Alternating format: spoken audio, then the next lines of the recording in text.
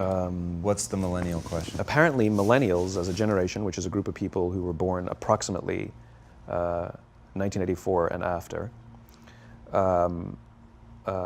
are tough to manage. And they're accused of being entitled and narcissistic and self-interested, unfocused, lazy. But entitled is the big one. And because they confound leadership so much, what's happening is leaders are asking the millennials, what do you want? And millennials are saying, we want to work in a place with purpose, love that. We want to make an impact, whatever that means.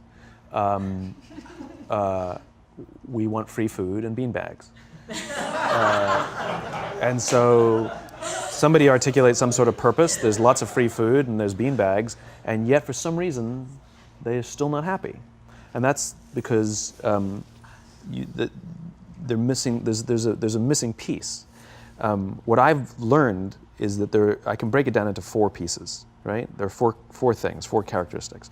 One is parenting, the other one is technology, the third is impatience, and the fourth is environment. The generation that we call the millennials, too many of them grew up subject to, not my words, failed parenting strategies, where, for example, they were told that they were special all the time. They were told that they could have anything they want in life, just because they want it, right? They were told, some of them got into honors classes, not because they deserved it, but because their parents complained.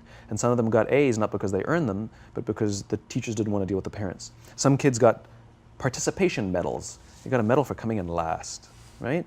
Which the science we know is pretty clear, which is it devalues the medal and the reward for those who actually work hard. And it actually makes the person who comes in last feel embarrassed because they know they didn't deserve it. So it actually makes them feel worse, right? So you take this group of people and they graduate school and they get a job and they're thrust into the real world, and in an instant they find out they're not special, their moms can't get them a promotion, that you get nothing for coming in last, and by the way, you can't just have it because you want it, right? And in an instant, their entire self-image is shattered. And so you have an entire generation that's growing up with lower self-esteem than previous generations. The other problem, to compound it, is we're growing up in a Facebook, Instagram world. In other words, we're good at putting filters on things. We're good at showing people that life is amazing even though I'm depressed, right? And so everybody sounds tough, and everybody sounds like they got it all figured out. And the reality is there's very little toughness, and most people don't have it figured out. And so when the more senior people say, well, what should we do? They sound like, this is what you got to do.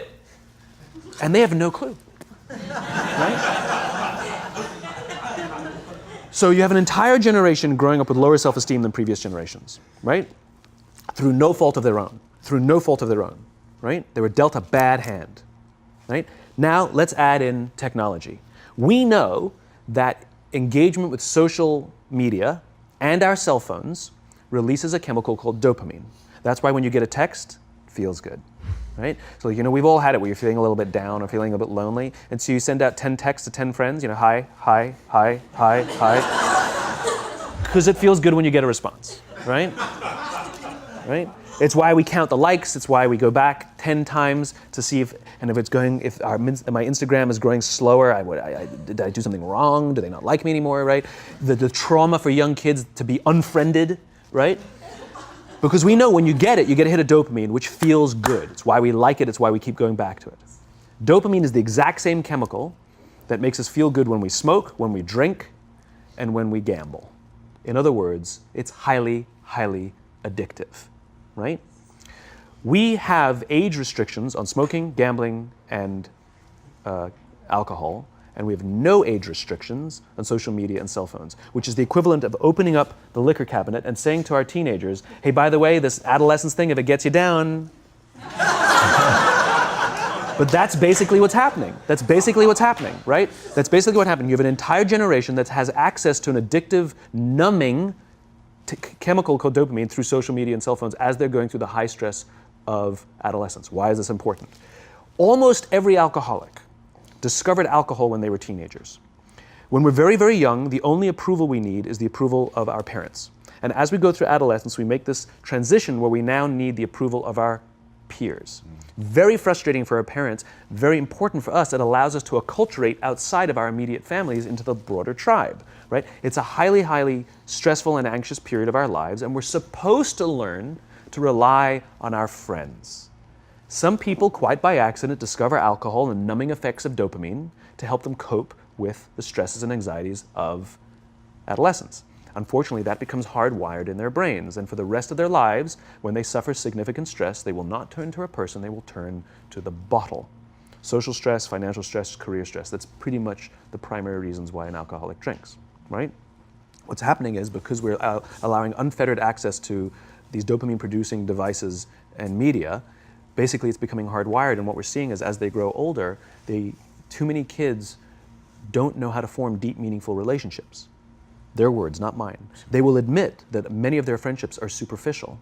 They will admit that their friends, that they don't count on their friends, they don't rely on their friends, they have fun with their friends, but they also know that their friends will cancel on them if something better comes along. Deep, meaningful relationships are not there because they never practice the skill set, and worse, they don't have the coping mechanisms to deal with stress. So when significant stress starts to show up in their lives, they're not turning to a person, they're turning to a device, they're turning to social media, they're turning to these things which offer temporary relief. We know, the science is clear, we know that people who spend more time on Facebook suffer higher rates of depression than people who spend less time on Facebook, right? These things balanced. Alcohol is not bad, too much alcohol is bad. Gambling is fun, too much gambling is dangerous, right? There's nothing wrong with social media and cell phones. It's the imbalance, right? If you're sitting at dinner with your friends and you're texting somebody who's not there, that's a problem. That's an addiction. If you're sitting in a meeting with people you're supposed to be listening to and speaking, and you put your phone on the table, face up or face down, I don't care, that sends a subconscious message to the room that you're just not that important to me right now, right? That's what happens. And the fact that you cannot put it away is because you are addicted, right? If you wake up and you check your phone before you say good morning to your girlfriend, boyfriend, or spouse, you have an addiction. And like all addiction, in time, it'll destroy relationships, it'll cost time, and it'll cost money, and it'll make your life worse, right? So you have a generation growing up with lower self-esteem that doesn't have the coping mechanisms to deal with stress, right? Now you add in the sense of impatience, right? They've grown up in a world of instant gratification. You want to buy something, you go on Amazon, it arrives the next day. You want to watch a movie? Log on and watch a movie. You don't check movie times. You want to watch a TV show? Binge. You don't even have to wait week to week to week, right? I know people who skip seasons just so they can binge at the end of the season, right? Instant gratification. You want to go on a date? You don't even have to learn how to be like, hey. You don't even have to learn and practice that skill. You don't have to be the uncomfortable one who says yes when you mean no and says no when you mean no, but yes when you don't have to swipe right. Bang, I'm a stud. Right? You don't have to learn the social coping mechanisms, right?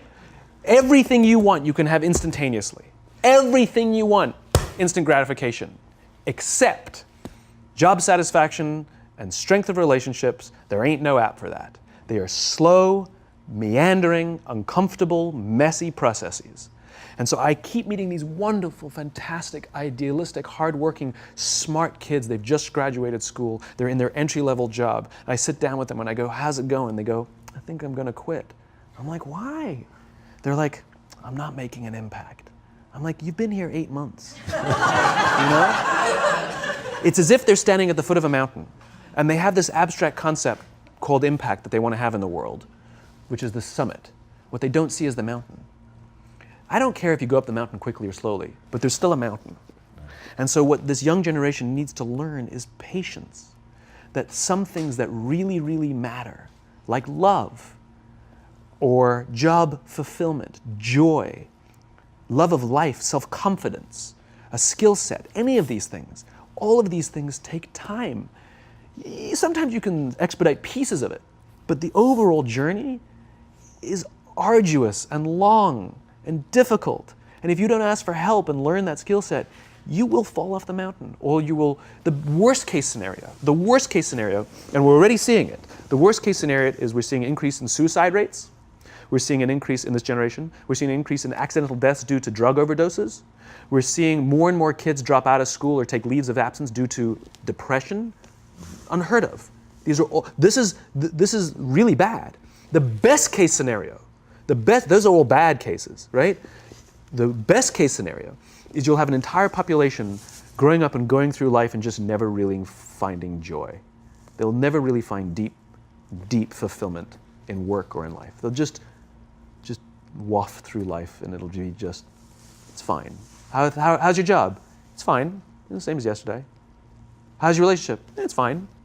Like that's the best case scenario, which leads me to the fourth point, which is environment, which is we're taking this amazing group of young, fantastic kids who were just dealt a bad hand. It's no fault of their own.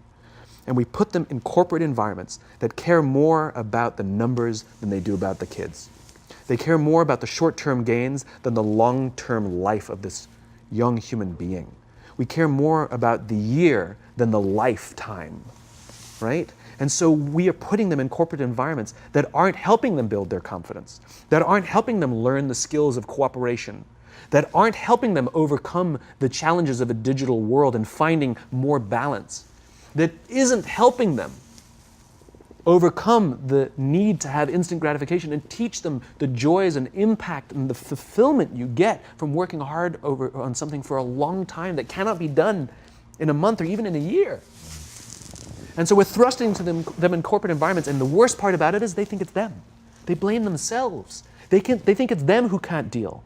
And so it makes it all worse. It's not. I'm here to tell them it's not them.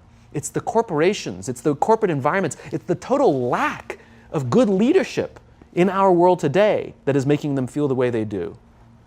They were dealt a bad hand, and I hate to say it, but it's the company's responsibility. Sucks to be you, like we have no choice, right? This is what we got, and I wish that society and their parents did a better job. They didn't. So we're getting them in our companies, and we now have to pick up the slack. We have to work extra hard to figure out the ways that we build their confidence. We have to work extra hard to find ways to teach them the social skills that they're missing out on. There should be no cell phones in conference rooms. None. Zero. And I don't mean the kind of like sitting outside waiting to text. I mean like when you're sitting and waiting for a meeting to start, this is what we all do. We all sit here and wait for the meeting to start. Meeting starting? Okay. And we start the meeting. No, that's not how relationships are formed. Remember we talked about it's the little things? Relationships are formed this way. We're waiting for a meeting to start and we go, how's your dad? I heard he was in the hospital. Oh, he's really good. Thanks for asking. He's actually at home now. Oh, I'm really glad. It was really amazing. I know, it was really scary for a while. That's how you form relationships. Hey, did you ever get that report done? Oh my God, no, I didn't. I'll help you out. Can I help you out with that? Really? That's how trust forms.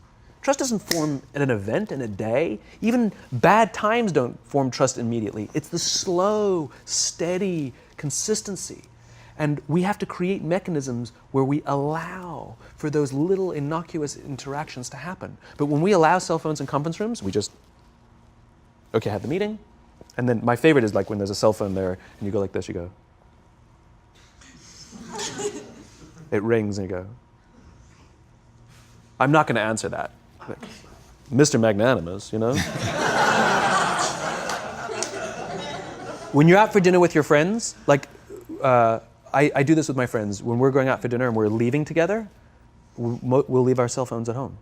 Who are we calling? Maybe one of us will bring a phone in case we need to call an Uber or take a picture of our meal. That goes without saying, come on. I'm an idealist, but I'm not insane. You know? At a heathen. I mean, it looked really good. We'll take one phone. And so it's like an alcoholic. The reason you take the alcohol out of the house is because we cannot trust our willpower. We're just not strong enough. But when you remove the temptation, it actually makes it a lot easier. And so when you just say, don't check your phone, people literally will go like this. And somebody will go to the bathroom, and what's the first thing we do? Look at the phone. Because I wouldn't want to look around the restaurant for a minute and a half, you know? But if you don't have the phone, you just kind of enjoy the world.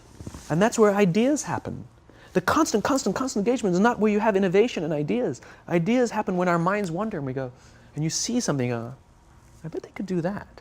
That's called innovation, right? But we're taking away all those little moments, right? You should not, and none of us should charge our phones by our beds. We should be charging our phones in the living rooms, right? Remove the temptation. You wake up in the middle of the night because you can't sleep, you won't check your phone, which makes it worse. But if it's in the living room, it's relaxed, it's fine. But it's my alarm clock. Buy an alarm clock. They cost $8, right? I'll buy you an alarm.